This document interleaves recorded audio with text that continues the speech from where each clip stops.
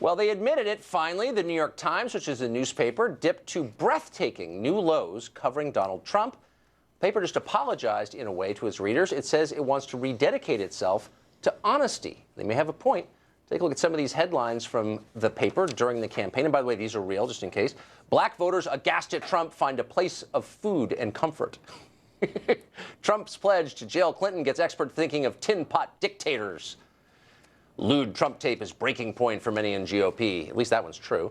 Trump gives a lie but refuses to repent, striking a moral tone.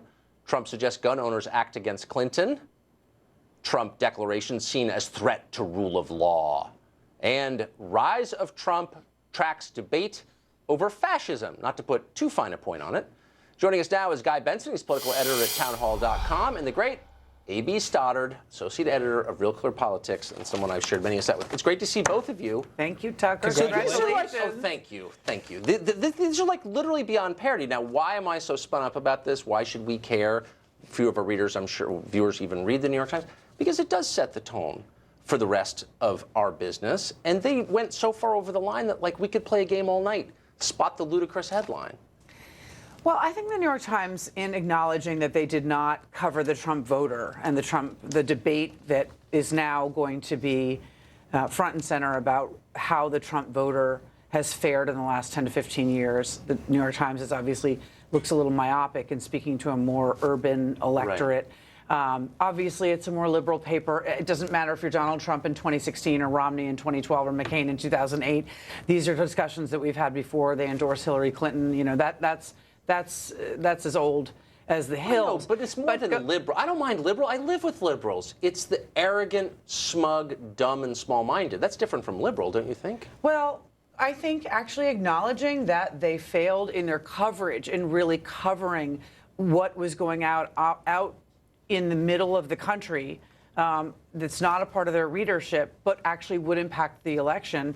Therefore, elect Donald Trump, destroy the Democratic Party for, years to come. I think it's good that they acknowledge that they failed that in their coverage. But they probably had to, Guy. I mean, I doubt anyone. No one wants to admit fault. Nobody, especially the New York Times.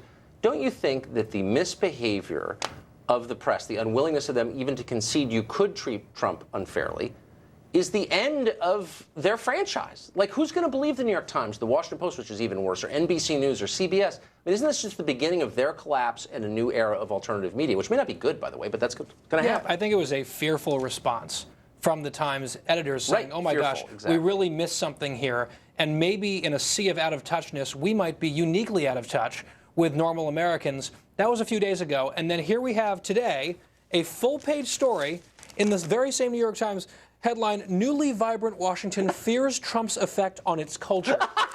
and if I may, very briefly, Mr. Obama's arrival in 2009 coincided with an urban renaissance, speaking of our capital.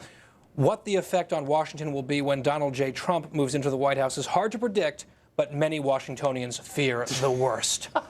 So their self-reflection lasted 2 days. So, A.B., do you fear for Washington's cafe culture in the wake of his election? No, I really don't, and I understand why this is hilarious. But at the same time, I'm kind of two minds that, the New York Times produced some of the best reporting of this campaign about the minds and the thinking and the practices of the Trump team, who obviously spoke to them because that's how we learned about it through the reporting. They did. You're right. And the email server. They broke the email story. But if you were a real reporter at the Times, if you're Mark Mazzetti or someone who's like universally acknowledged to be just a good reporter, wouldn't you be just heartbroken at what your paper had done? But they're working for the paper of record. They aspired to work there, and it's true that Michael Barbaro wrote pieces on Donald Trump for which he was lacerated by Trump on Twitter, and Trump threatened to sue the New York Times.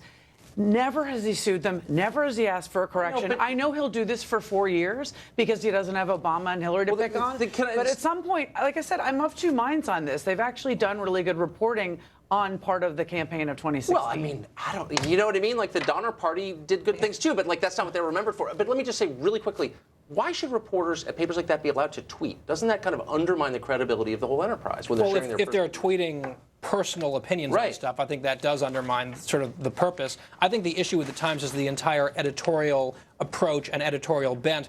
they lost very hard this year because they went all in for Hillary, but also down ballot. They were endorsing Senate candidates all over the country, most of whom lost. Yeah, surprise, you would want surprise. that. Guy, AB, thank you for that. Thanks, Great Tucker. to see you.